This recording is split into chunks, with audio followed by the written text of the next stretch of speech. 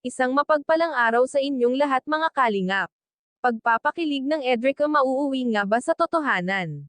Marami kasing viewers ang nagsasabi na parang totohanan na raw ang pinapakitang pagpapakilig ng Edrica.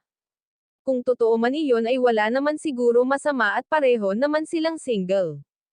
At isa pa mabait naman si Erica at simple lang, maraming ang viewers ang kinilig sa kanilang dalawa.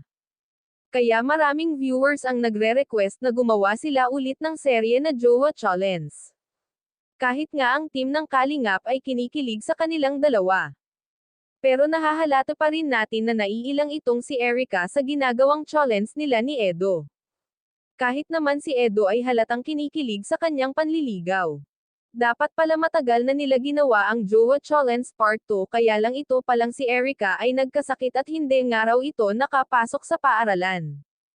Kahit nga raw walang vlog si Kalingap Rob kay Erica ay lagi daw itong dumadalaw si Edo para i-check itong si Erica, panigurado marami na naman kikiligin sa pinaggagawa ni Edo, anuman ang kanilang ginagawa at kung totoo man ang kanilang pagpapakilig at least nasa tamang edad na silang dalawa. Bago tayo magtapos huwag natin kalimutan suportahan ang ama ng Kalingap na si Val Santos Matubang at si Kalingap Rob. Maraming salamat at God bless sa inyong lahat.